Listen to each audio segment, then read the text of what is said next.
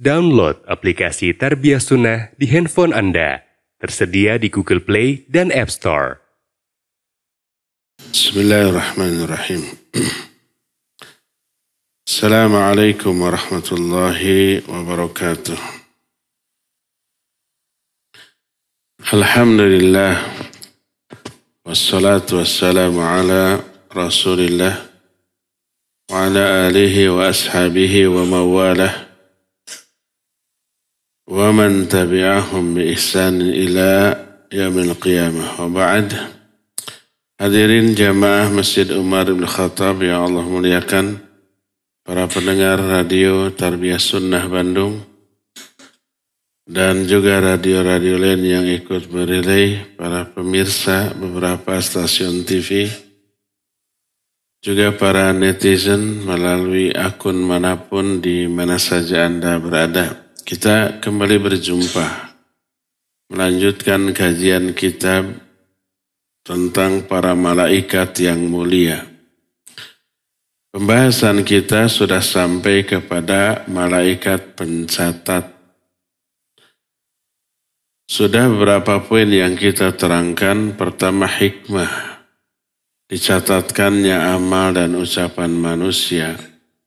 Kedua, kita juga sudah menjelaskan tentang jumlah para malaikat pencatat.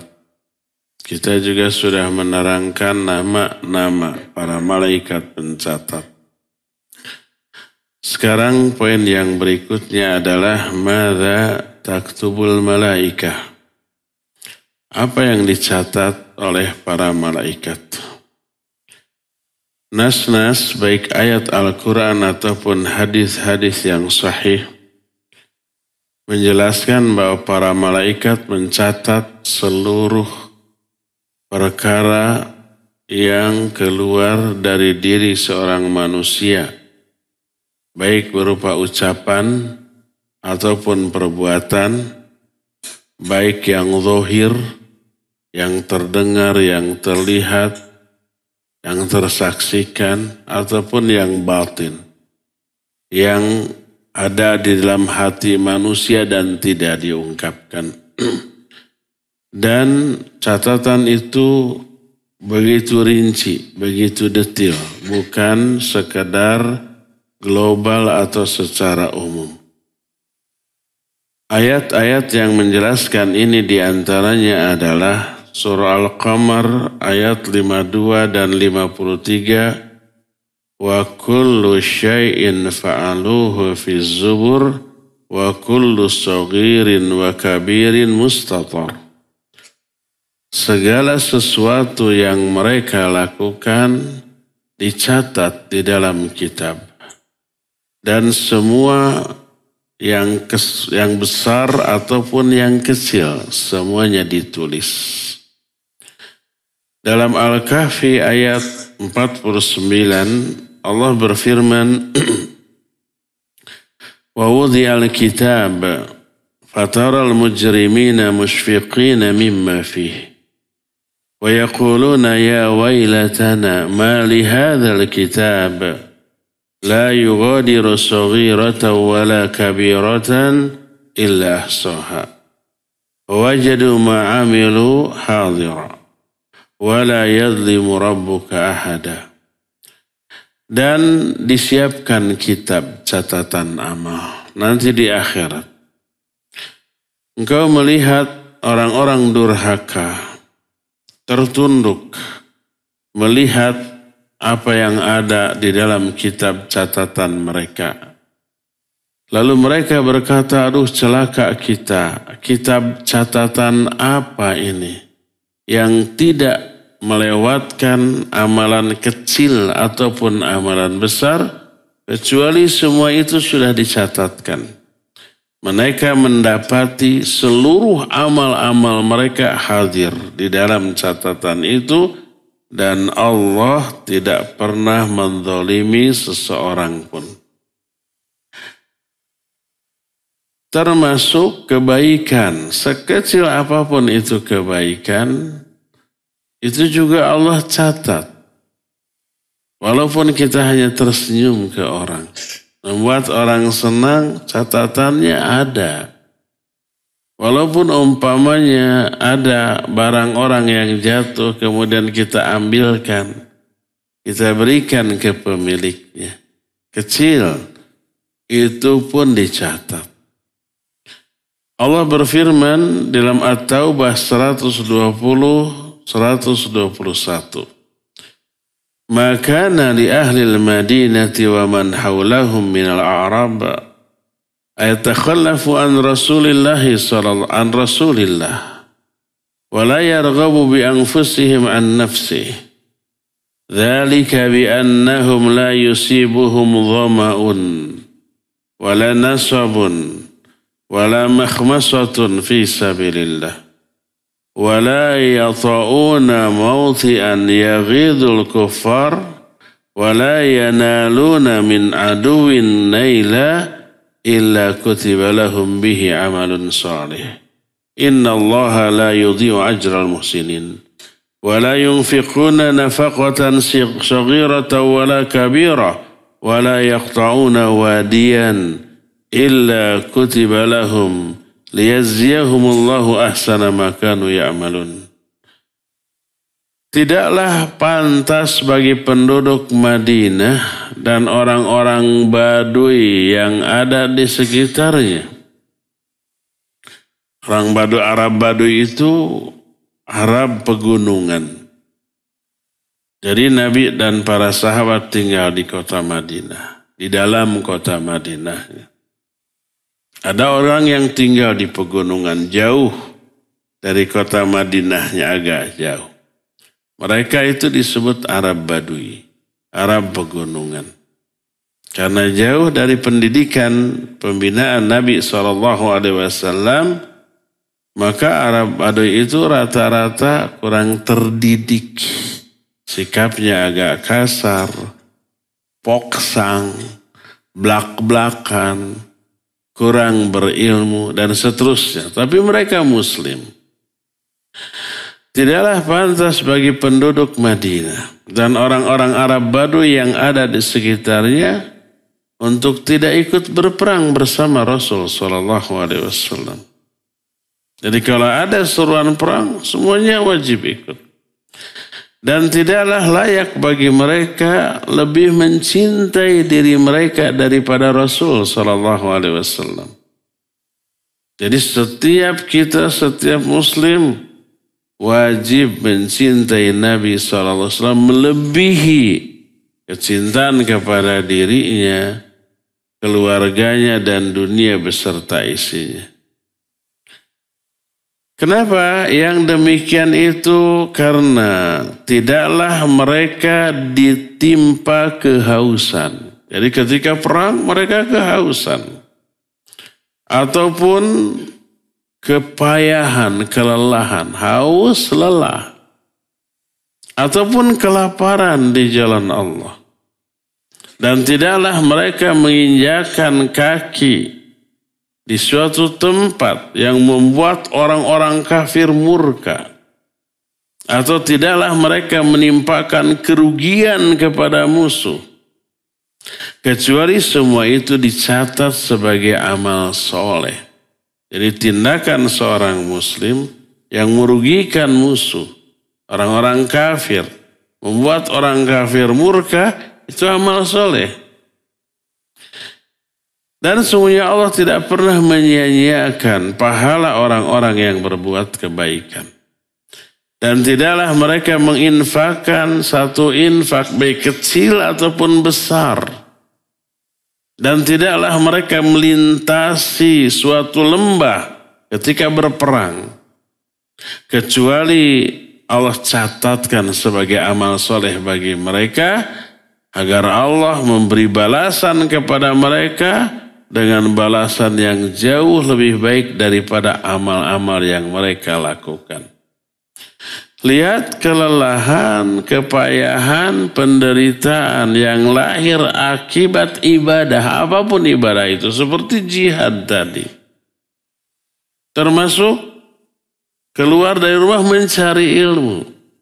Termasuk kalian belajar, hadir di masjid atau di kelas, mengalami penderitaan. Apa penderitaannya? Cangkel, pegel, ngantuk, dan seterusnya ya. Itu semua penderitaan ketika proses belajar. Ketika melakukan ibadah dan amal soleh. Itu semua dicatat sebagai amal soleh. Dicatat oleh para malaikat. Kalau di antara kalian ada yang ketika belajar menderita menahan kantuk yang luar biasa. Jadi ngalenggut, bangun lagi. Ngalenggut, bangun lagi. Ada yang begitu? Ada apa banyak? Banyak apa semua? Itu pahala.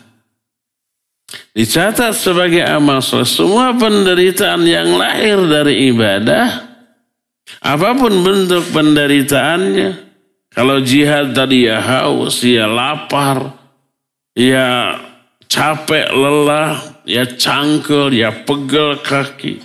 Tahu nggak? Para sahabat itu ketika perang di cuaca yang super panas. Sekarang bulan Juni-Juli ya, di daerah Arab itu sedang musim panas. Di atas 40 derajat Celcius. Kita nggak bisa jalan tanpa sendal, tanpa sepatu. Saking panasnya. Para sahabat dahulu sampai rusak sendalnya, sepatunya dalam keadaan perang sampai terkelupas kulit kaki. Dalam keadaan gitu mereka masih tetap bisa berjalan, berlari, berperang ke sana kemari, nggak kebayang tuh. Coba kalian tanya kepada orang yang baru pulang haji, sekarang musim panas. Bagaimana kondisi di sana? Panasnya udara berpadu dengan panasnya tempat kita berjalan. Kebayang sedikit saja umpamanya kita menginjak tehelnya. Tehelnya ini bukan pasirnya, sudah ngagurubug. Saking panasnya, apalagi pasirnya. Luar biasa, para sahabat tegar dalam mengarungi jihad fisabilillah di musim panas seperti itu. Semua penderitaan yang lahir dari jihad melahirkan pahala. Makin hebat penderitaannya, makin besar pahala, makin besar dosa-dosa yang gugur. Makanya seluruh penderitaan kalian di sini ketika belajar, beragam penderitaan fisik dan psikis.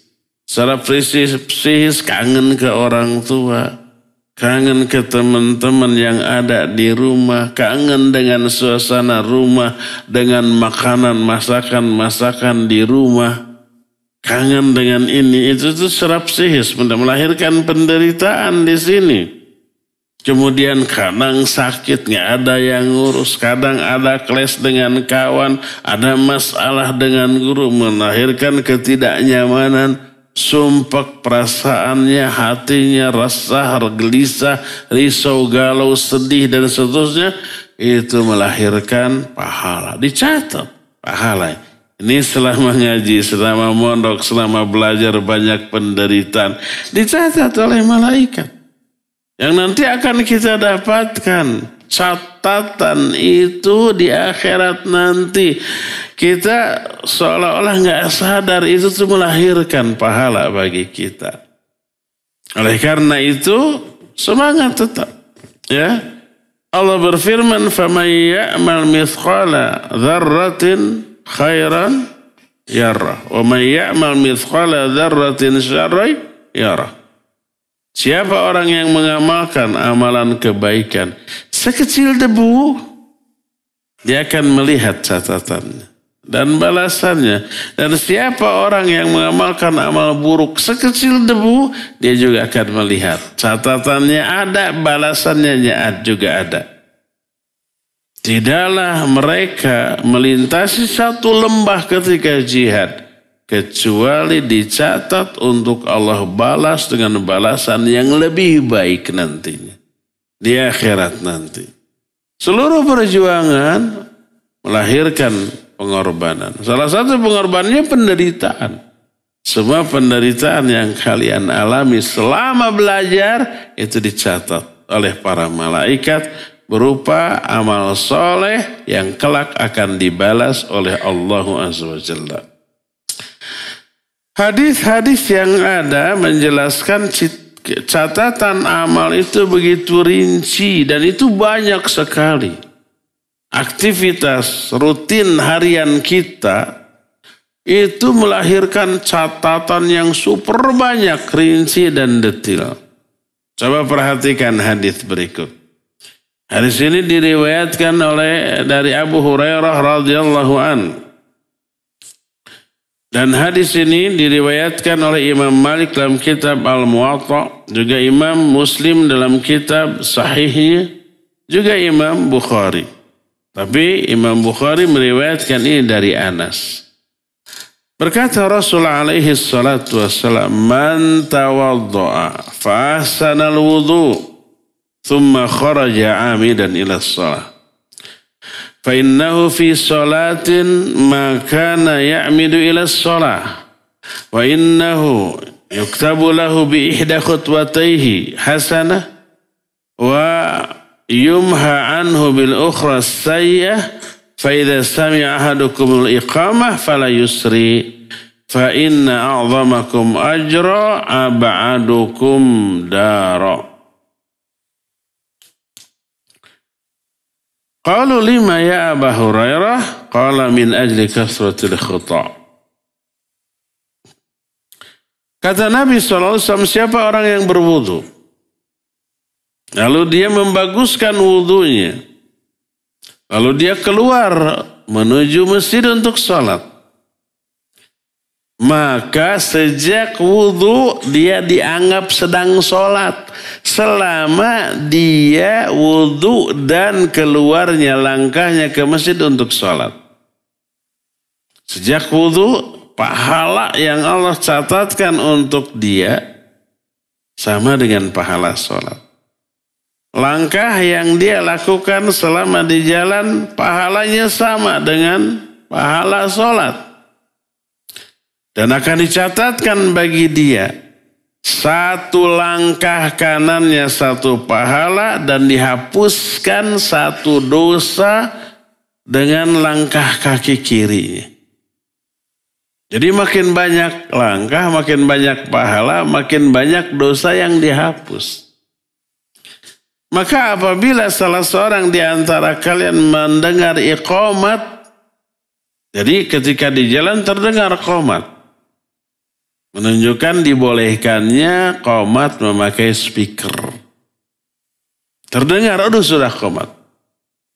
Fala yusri, jangan ngebut. Tetap saja santai. Apalagi berlari, aduh sudah qomat. Tetap saja jalan seperti biasa. Lalu kata Nabi SAW, karena orang yang paling besar pahalanya dari kalian adalah orang yang paling jauh rumahnya. Para sahabat kemudian bertanya kepada Abu Hurairah. Ini murid-murid Abu Hurairah. Kenapa demikian wahai Abu Hurairah? Karena banyaknya langkah mereka. Makin jauh dari masjid berarti langkahnya makin banyak. Makanya jangan ngiri orang yang rumahnya jauh dari masjid kepada orang yang dekat rumahnya ke masjid. Karena langkahnya lebih banyak, pahalanya lebih banyak, ampunan yang Allah turunkan juga lebih banyak. Karena itulah maka sebuah hadis dari Jabir bin Abdullah radhiyallahu an, kata Jabir, khalatil biqa haula al-masjid fa arada banu Salamah ayang taqilu qurbal masjid fa balagha dhalika an-nabi alaihi salatu wassalam fa qala lahum balaghani annakum turiduna an tanqilu qurbal masjid qalu na'am ya Rasulullah qad aradna dhalik fa qala ya bani Salamah diyarukum tuktabu atharukum diyarukum tuktabu atharukum. Kata Jabir, areal di sekitar masjid kosong. Masjid Nabawi itu. Maka ada satu kabilah Bani Salamah mau pindah ke dekat masjid itu biar dekat melangkah. Karena saat itu tanah itu mungkin masih bebas. Belum dimiliki oleh orang. Karena masih sangat luas, mau pindah kemana saja boleh. Dianggap tak bertuan. Maka Banu Salamah itu ingin pindah rumahnya ke dekat dengan Masjid Nabawi. Sampailah berita ini kepada Rasul alaihi salatu wasallam, lalu beliau menyatakan, wahai Banu Salamah, telah sampai kepadaku berita kalian ingin pindah ke dekat masjid. Mereka menjawab, ya benar wahai Rasulullah, kita menginginkan demikian. Lalu kata Nabi SAW, wahai Banu Salamah, rumah-rumah kalian itu mencatatkan langkah-langkah kalian. Rumah kalian itu mencatatkan langkah-langkah kalian.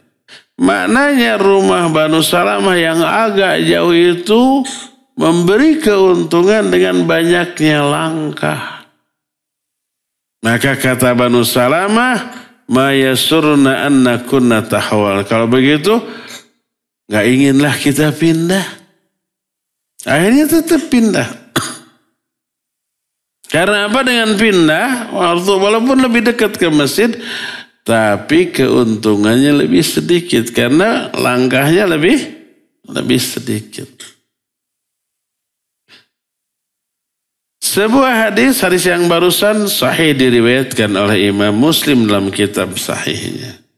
Hadis lain dari diterima dari Uqbah bin Amir radhiyallahu an, Nabi alaihi salatu wasallam bersabda, "Idza tatahhara ar-rajul thumma atal masjid yar'as shalah, kataba lahu katibah أو كاتبه بكل خطوة يخطوها إلى المسجد 10 حسنات والقائد يرعى الصلاة كالقانت ويكتب من المصلين من حين يخرج من بيته حتى يرجع إليه." Apabila seseorang bersuci di rumahnya, wudu atau mandi, lalu dia datang ke masjid sekadar untuk melakukan sholat, maka 2 malaikat pencatat atau malaikat yang mencatat itu akan mencatatkan setiap langkah kaki dia ke masjid 10 kali lipat. 1 langkah pahalanya 10 kali lipat. Adapun orang yang duduk menunggu sholat, duduk di masjid, sudah datang ke masjid, dia duduk menunggu sholat, kal qanit, seperti orang yang qanit. Qanit itu melakukan amal ibadah sholat. Maka akan dicatatkan pahala bagi orang yang sholat ke masjid sejak dia keluar dari rumahnya sampai nanti dia pulang lagi ke rumahnya. Itu pahala sholat yang dicatatkan, bukan hanya selama sholat. Selama sholatnya ia dicatatkan sebagai pahala sholat. Tapi sejak keluar rumah sampai nanti balik lagi ke rumah, semua itu tuh dicatat sebagai pahala orang yang sedang sholat. Walaupun dia tidak sedang sholat. Karena sudah selesai sholatnya. Setelah selesai sholat dia duduk, dia berzikir, dia baca Quran, dia berdoa. Terus itu duduknya dicatat sebagai pahala sholat. Langkah kakinya dari masjid ke rumah dianggap sebagai orang yang sedang sholat dan pahalanya pahala orang yang sedang sholat. Walaupun hanya melangkah. Kaki kanannya 10 kali lipat diberi pahala, kaki kirinya menggugurkan 1 dosa. Begitu seterusnya. Dan hadis ini diriwayatkan oleh Imam Ahmad di dalam kitab Musnadnya dengan sanad yang sahih. Nas-nas hadis yang semakna dengan itu amat sangat banyak. Dan ini menjelaskan seluruh amalan kecil ataupun besar. Dicatat dalam lembaran-lembaran catatan amal sampai kelak manusia berjumpa dengan Allah pada hari kiamat. Bahkan nas-nas yang ada pun menjelaskan setiap kata yang keluar dari mulut ini dicatat. Sehingga para ulama menyatakan innal malaikata taktubu kulla syai'in hatta anatal marid. Sesungguhnya para malaikat mencatatkan seluruh kata yang keluar sampai rintihan orang yang sedang sakit. Orang yang sedang sakit merintih. Nyebut aduh, nyebut Allah, nyebut ini, nyebut itu tercatat. Itu buruk apa tidak? Iya. Jangan sampai ada rintihan yang menunjukkan ketidaksabaran terhadap penyakitnya. Mereka berhujjah. Para ulama itu berhujjah dengan ayat yang terdapat dalam surah Qaf ayat yang ke-18. Ma yalfidhu min qawlin illa ladaihi raqibun atid. Tidak ada satupun kata yang keluar dari mulut kecuali di sampingnya ada raqib dan atid. Seringkali kita menganggap enteng apa yang diucapkan, baik yang baik ataupun yang buruk. Atau sekarang ada orang yang tidak pandai berbicara tapi pinter nulis jempolnya tuh di media sosialnya. Itu dicatat loh. Sudahlah dia mencatat statusnya, komennya gitu kan, tertulis. Walaupun dia sudah menghapus, datanya ada, filenya ada, orang sudah mengkopas, orang sudah nge-share lagi ke banyak orang. Oh, tidak bisa dicatat itu. Dan di catatan malaikat itu ada. Sebuah hadis dari Bilal bin Al-Harith Al-Muzani radhiyallahu an, bahwa Rasul alaihi salatu wasallam berkata, Inna rajula la yatakallamu bil kalimah min ridwanillah ma kana yadhunnu an tablugha ma balagat. Yaktubullahu lahu biha ridwanahu ila yaumi yalqauna. Wa inna rajula la yatakallamu bi kalimatin min sakhatillah ma kana yadhunnu an tablugha ma balagat. Yaktubullahu biha sukhtuhu ila yaumi yalqah. Ada orang yang ngomong satu kata loh. Tapi satu kata ini diridhoi oleh Allah Azza wa Jalla. Orang itu nggak nyangka perkataan baik itu sampai meluas. Maka Allah catatkan keridhaan Allah atas kata orang tersebut sampai orang itu kelak berjumpa dengan Allah pada hari kiamat. Itu perkataan baik yang membuat Allah ridho kepada dia. Sebaliknya ada orang yang mengatakan satu kata yang membuat Allah murka. Celaan aja. Hinaan. Fitnahan apalagi. Gibahan. Orang itu tidak menyangka omongannya meluas sampai kemana-mana. Apalagi sekarang pakai media sosial.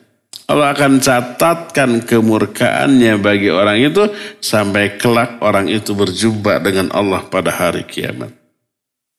Hadis ini diriwayatkan oleh Imam Malik dalam kitab Al-Muwatta. Imam At-Tirmidzi juga menjelaskan atau meriwayatkan hadis dalam kitab Sunannya.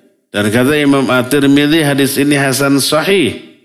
Dan sanad hadis ini sahih sebagaimana dijelaskan dalam kitab Al-Jami'us Sahih. Coba lihat, perhatikan. Satu kata yang tidak dianggap penting oleh orang. Apalagi kalau menghina, mengejek orang di media sosial.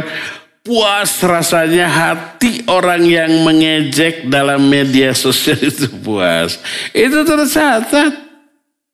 Di media sosialnya, di internetnya, selama internetnya ada. Itu tercatat. Kalau suatu saat teknologi ini hancur, internetnya juga hilang karena mungkin nanti perang dunia ketiga menghancurkan semua teknologi ini. Sampai di akhir zaman itu orang kembali ke zaman batu. Perangnya itu pakai pedang lagi, pakai panah lagi, tidak ada rudal, tidak ada bom, tidak ada macam-macam. Makanya hadis-hadis Nabi SAW yang menggambarkan kondisi akhir zaman ketika Imam Mahdi keluar, ketika memerangi Dajjal, ketika perang antara Muslim dengan non-Muslim di akhir zaman, kembali pakai pedang. Kemana teknologi? Mungkin nanti suatu saat musnah oleh teknologi itu sendiri, ya, kembali. Nah, catatan di internetnya mungkin musnah, tapi catatan di kitab catatan malaikat tidak mungkin musnah. Tetap ada sampai hari kiamat nanti. Dari sinilah maka kita wajib berhati-hati terhadap ucapan dan tulisan di media sosial. Sampai qala ba'du salaf, telah berkata salah seorang ulama salaf, man adda kalamah min amalihi qalla kalamuhu illa fima ya'ni. Siapa orang yang memperhatikan ucapannya dan amalannya, bahwa ucapan amalan itu nanti akan dihisab. Dia akan sedikit berbicara kecuali dalam perkara yang dia yakin itu baik ada maknanya. Min husni islamil mar'i, di antara baiknya, ya, baiknya keislaman seorang, tarkuhu ma la ya'ni, dia meninggalkan apa yang tidak ada manfaatnya, terlebih yang madarat, berupa hinaan, cercaan, makian kepada person tertentu. Oleh karena itulah wajib berhati-hati. Termasuk amalan hati, iya, apa yang terbersit di dalam hati juga dicatat. Tidak terungkap tuh. Tidak diucapkan, tidak diamalkan, tapi ada di dalam hati dicatat. Berdasarkan banyak nas Quran dan hadis. Di antaranya surah Al-Infitar 10-12 Allah menyatakan wa inna alaikum lahafidhin kiraman katibin ya'lamuna ma taf'alun. Bagi kalian semuanya ada para malaikat pencatat, mereka yang sangat mulia dan mencatatkan seluruh amal, mereka mengetahui apapun yang kalian amalkan. Perkataan firman Allah, mereka para malaikat mengetahui, menunjukkan Allah memberikan kemampuan kepada para malaikat untuk mengetahui isi hati manusia. Karena berkata Al-Hasan rahimahullah, ya'lamuna ma taf'alun, mereka mengetahui apa saja yang kalian lakukan, termasuk amalan perbuatan hati. Apa saja perbuatan hati? Suudzon. Apa saja perbuatan hati? Iri, dengki, benci kepada sama. Tidak terungkap. Tapi ada tuh. Ya. Berkata Imam Ibnu Abil Izzi Al-Hanafi rahimahullah dalam kitab Syarah Al-Aqidah At-Tahawiyah, wa qad thabata bin nusus anal malaikata taktubul qawla wal fi'la wa kadzalika niyyah li'annaha fi'lul qulub. Fadakhalat fi umumi qawlihi ta'ala ya'lamuna ma taf'alun.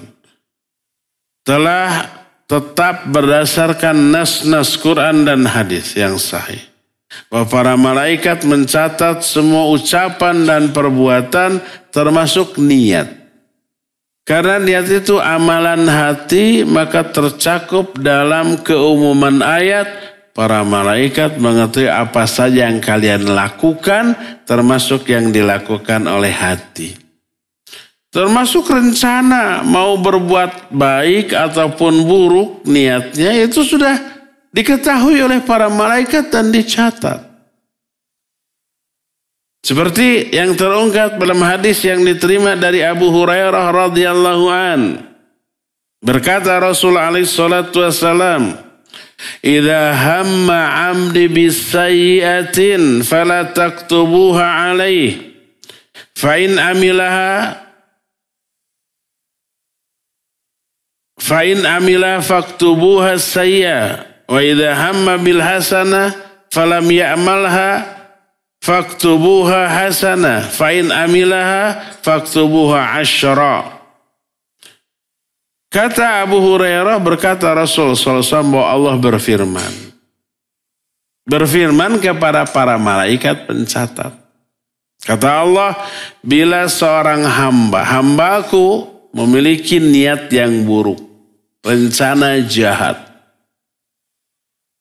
jangan kalian catatkan. Baru rencana jahat. Berarti para malaikat tahu. Apabila hambaku itu melaksanakan rencana jahatnya, niat buruknya, catat sebagai satu dosa. Tapi kalau mereka punya niat melakukan amal baik, rencananya mau berbuat baik, maka catatkan satu kebaikan. Baru rencana tuh, baru niat. Tapi niatnya untuk melakukan amalan baik sudah dicatat. Kalau dia melakukan niat baiknya, catat 10 kali pahala. Kalau rencananya itu jadi dilaksanakan 10 pahala. Kalau nggak jadi dan nggak jadi itu tidak ada alasan. Nggak jadi maka catatan satu kebaikan niat tadi tidak dihapus.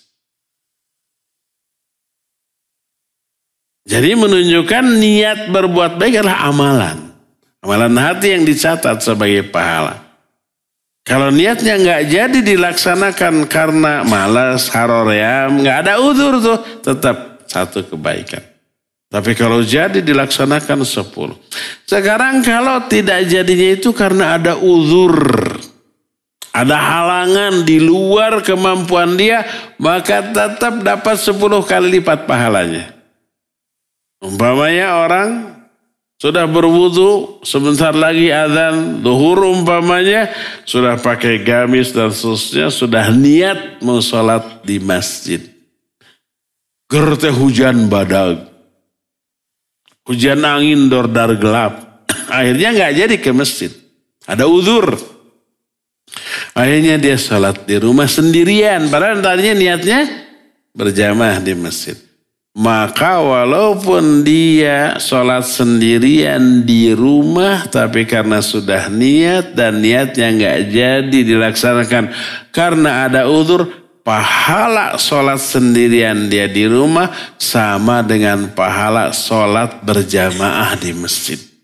Semua amal langkah-langkahnya tetap tercatat walaupun tidak melangkah karena ada uzur, ada halangan. Nah begitulah. Ya, bagernya Allah, baiknya Allah kepada manusia seperti itu. Kalau ada niat buruk belum dicatat. Tapi malaikat tahu ini niatnya tidak buruk, tidak dicatat. Sampai keburukan itu dilakukan baru dicatat satu dosa. Kalau amalan baik sudah dicatat, ternyata nggak jadi, tidak dihapus. Kalau nggak jadinya karena tanpa uzur, haroream gitu, malas, nggak jadi ya. Tetap catatannya. Tapi kalau tidak jadinya karena ada uzur, tetap diberi 10 kali lipat. Apalagi kalau jadi dilaksanakan, pahalanya tetap 10 kali lipat. Maka di dalam hadis lain yang masih diterima dari Abu Hurairah radhiyallahu an, berkata Rasul sallallahu alaihi wasallam, qalatil malaikah. Para malaikat pencatat itu berkata, Rabbi dzaka abduka yuridu ayya'mala sayyi'atan wa huwa absaru bih faqala irkabuh fa in amilaha faktubuha lahu bimithliha wa in tarakaha faktubuha lahu hasanah innama tarakaha min ajli. Nah ini hebatnya nih, bagernya Allah kepada kita begitu. Berkata para malaikat, ya Allah ini ada hambamu mau melakukan amalan buruk. Para Allah lebih tahu. Apa kata Allah? Awasi dia. Kalau jadi melaksanakan amal buruknya, catat 1 dosa. Tapi kalau tidak jadi, amal buruknya tidak jadi dilaksanakan, catatkan 1 pahala. Karena dia meninggalkan amal buruknya, gak jadi melaksanakan amal buruknya karena aku. Lihat. Membatalkan niat berbuat buruk itu pahala. Umpamanya kita, jangan kita lahnya, seseorang mau ke masjid tuh. Kebetulan ada kajian, tapi niatnya ke masjid itu bukan mau dengar kajiannya, tapi mau nyolong sendal umpamanya. Atau siapa tahu ada jamaah yang umpamanya tidur. HP-nya di pinggir. Mau diambil. Niatnya gitu nyolong ke masjid itu gitu. Malaikat tahu? Tahu. Ternyata begitu sampai di masjid duduk, dapat hidayah dia. Ternyata nyolong itu dosanya gini. Luar biasa. Takut akhirnya gak jadi dia. Melaksanakan niat buruknya nyolong. Maka tidak jadinya nyolong dicatat sebagai 1 pahala. Karena dia gak jadinya itu takut karena dosa. Takut kepada azab Allah subhanahu wa ta'ala. Dari sinilah maka kita mengetahui bahwa yang dicatat oleh para malaikat pencatat seluruh yang kita lakukan, termasuk yang dilakukan oleh hati kita. Makanya jangan memendam keburukan dalam hati. Jangan suudzon, buruk sangka kepada orang lain. Jangan ada benci, dengki, iri kepada orang lain. Itu amalan hati yang sudah dicatat oleh Allah, oleh para malaikat atas perintah Allah subhanahu wa ta'ala.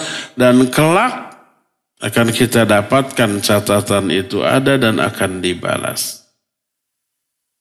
Perbanyaklah amalan-amalan hati yang baik, husnudzon kepada sama, cinta, sayang, siap menolong, siap memberikan perhatian dan kepedulian kepada sesama. Maka itu amalan hati yang baik dan dicatat juga oleh para malaikat. Dan apabila amalan hatinya itu dilaksanakan 10 kali lipat tuh pahalanya ya. Inilah yang dicatat oleh para malaikat pencatat secara rinci dan detil, baik ucapan ataupun amalan, baik ucapan dan amalan yang zahir, yang terlihat, tersaksikan, ataupun yang batin, yang masih terpendam dalam hati, seluruhnya akan dicatat oleh Allah subhanahu wa ta'ala ya. Cukup kajian pagi ini sampai di sini dan kita masih punya sisa waktu untuk bertanya jawab. Wassallallahu ala nabiyina Muhammadin wa ala alihi wa ashabihi wassalam. Silakan dari jamaah yang ada di sini dulu, ikhwan atau akhwat silakan. Tung. Bismillah. Ustaz bertanya, bulan ini kan masih bulan haram, seperti bulan Zulhijjah ada keistimewaan di 10 pertama.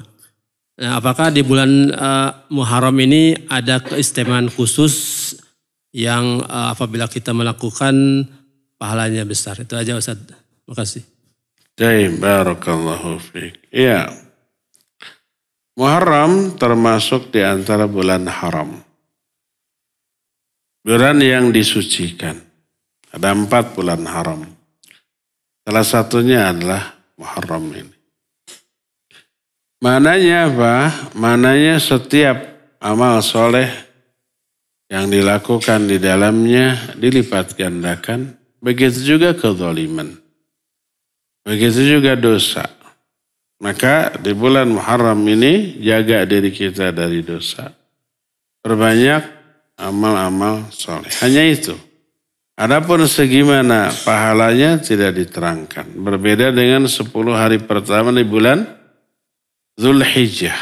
Ya, yang pahalanya melebihi pahala jihad fisabilillah. Ada keterangan nas yang dikhususkan bagi pelaku di 10 hari pertama di bulan Dzulhijjah. Adapun di bulan Muharram, maka tidak ada keterangan spesifik itu.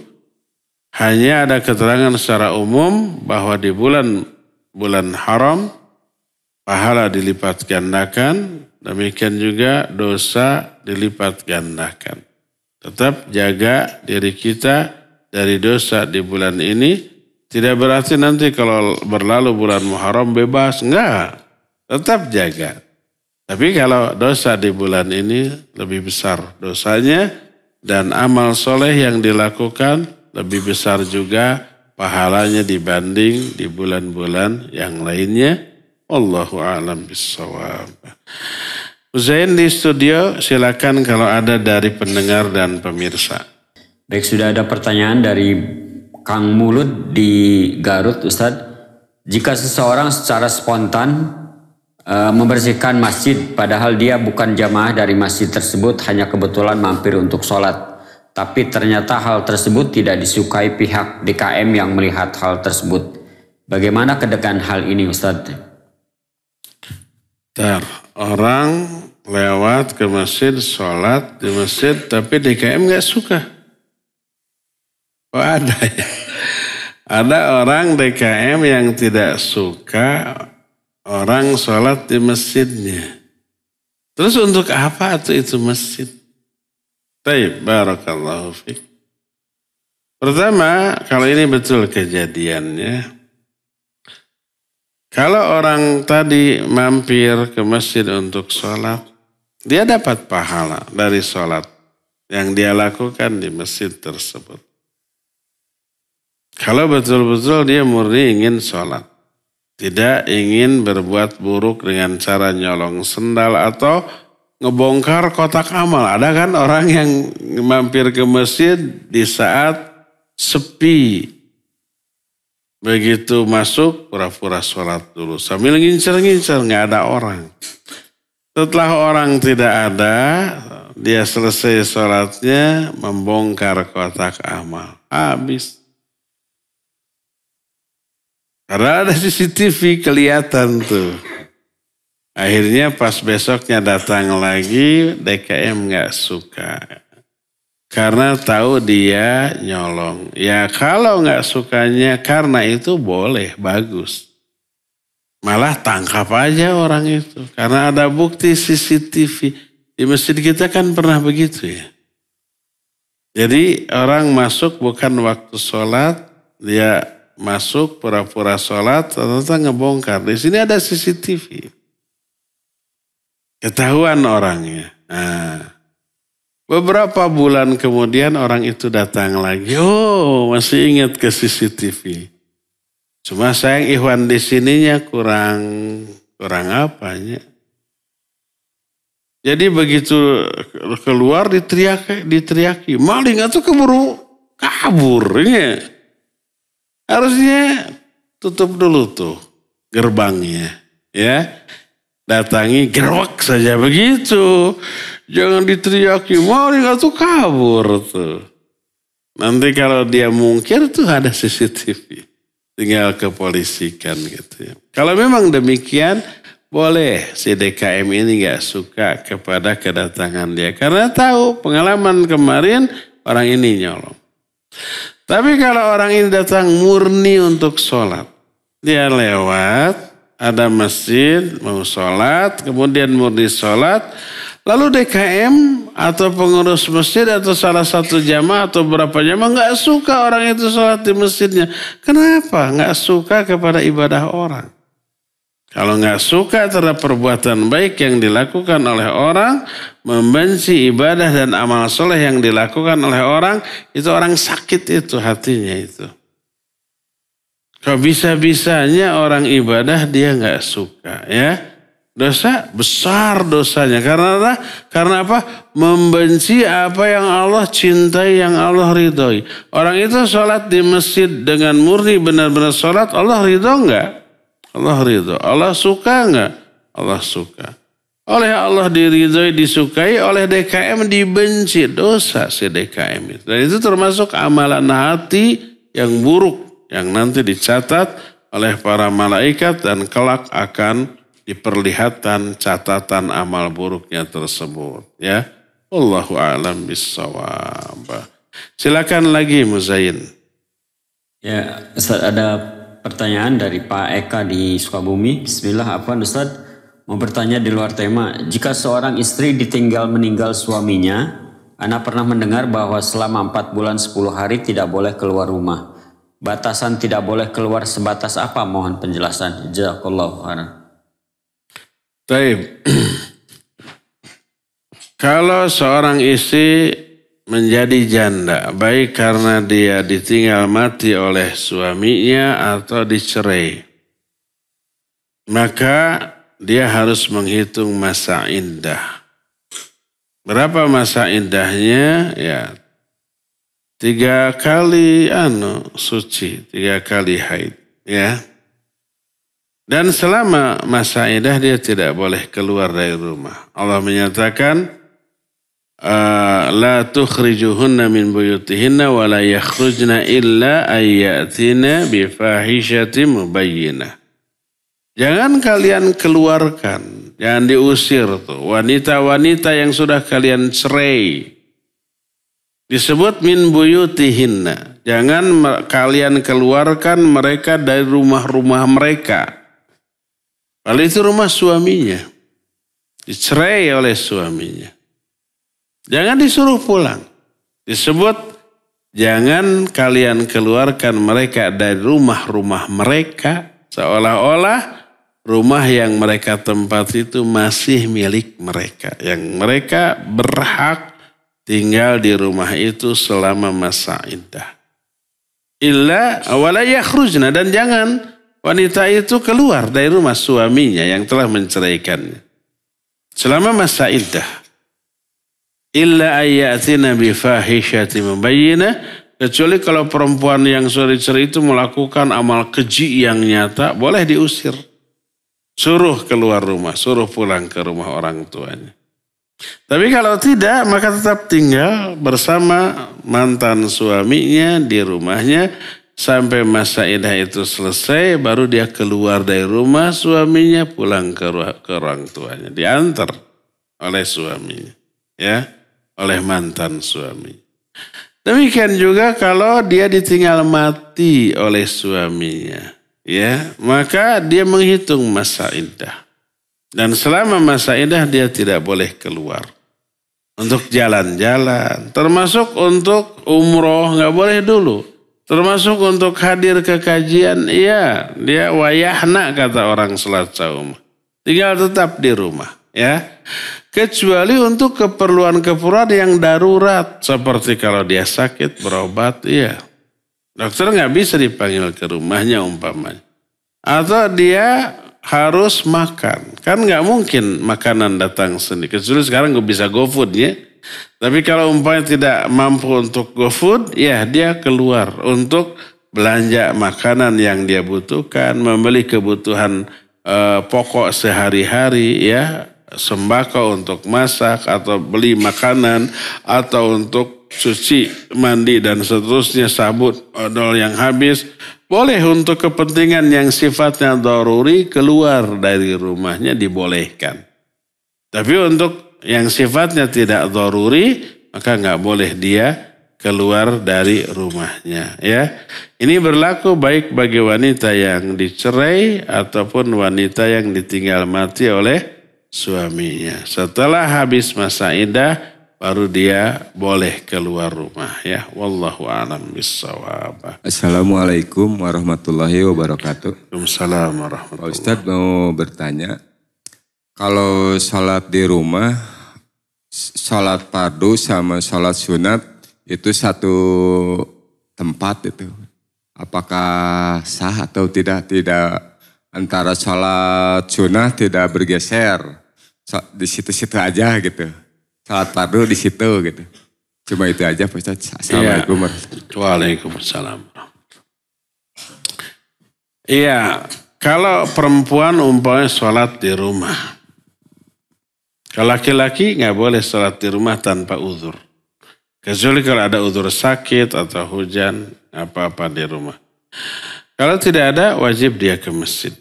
Kalau dia tetap sholat di rumah tanpa uzur, dia dosa. Walaupun sholatnya sah dan dia dapat 1 pahala. Kok bisa sholat sah tapi dosa? Ya bisa, jangankan di rumah, di masjid saja sholatnya sah, dapat pahala tapi dapat dosa. Kalau apa? Kalau dia dalam sholatnya melakukan dosa, ya. Apa dalam sholat melakukan dosa? Seperti ria dengan sholatnya. Dosa dia. Sholatnya sah. Atau tidak khusyuk. Dan khusus sudah kita jelaskan wajib. Berdasarkan firman Allah, fawailul lil musallin alladzina hum an salatihim. Orang yang tidak khusyuk terancam azab. Menunjukkan tidak khusyuk adalah dosa. Tapi dengan sholatnya dia dapat pahala. Sekaligus dosa karena ada kewajiban yang tidak dia tunaikan di dalam sholatnya, itu khusyuk. Itu ikhlas. Termasuk wajib sesuai sunnah. Sallu kama ra'aitumuni usolli. Sholatlah kalian sebagaimana kalian melihat aku sholat. Wajib sholatnya mengikuti cara-cara Nabi SAW. Kalau ada orang yang nambah atau merubah gerakan sholatnya, ya, dengan tambahan yang tidak membatalkan sholatnya, maka sholatnya sah, dapat pahala dari sholatnya, tapi dia berdosa karena melakukan kebidahan di dalam sholat. Jadi dalam sholat ternyata banyak hak Allah yang kita abaikan. Pahala dapat, dosa dapat. Termasuk kalau seorang sholat di rumah, nggak ada uzur, sholatnya sah dan dapat pahala dari sholatnya, tapi dia berdosa karena ada 1 kewajiban dalam sholat yang tidak dia lakukan, yaitu ke masjid berjamaah. Nah, jadi seperti itu. Makanya pantas kalau beres kita sholat assalamualaikum kanan dan kiri, apa yang pertama kali kita ucapkan? Astagfirullah, astagfirullah. Istighfar 3 kali. Karena apa? Karena banyak dosa yang kita lakukan selama sholat. Ya. Adapun wanita lebih utama sholat di rumah. Kalau wanita sholat ke masjid berjamaah, dia dapat 27 derajat. Tapi kalau dia sholat sendirian di rumahnya, maka pahalanya lebih besar. Sabda Nabi yang menyatakan wa buyutuhunna khairul lahun, rumah-rumah mereka lebih baik bagi mereka, makna lebih baik aktsaruha ajr, lebih banyak pahalanya. Jadi kalau wanita sholat berjamaah di masjid sah, boleh dapat pahala, dapat 27 ya 27 derajat. Tapi kalau dia sholat di rumahnya, pahalanya lebih besar lagi. Baik di rumah ataupun di masjid, ya, antara sholat fardu dan sholat sunnah sebaiknya sedikit bergeser. Mau di rumah, mau di masjid sama saja. Apa itu wajib? Tidak wajib. Sunnah. Kenapa? Salah satu alasannya setiap tempat yang kita pakai sholat, pakai sujud, itu akan menjadi saksi pada hari kiamat.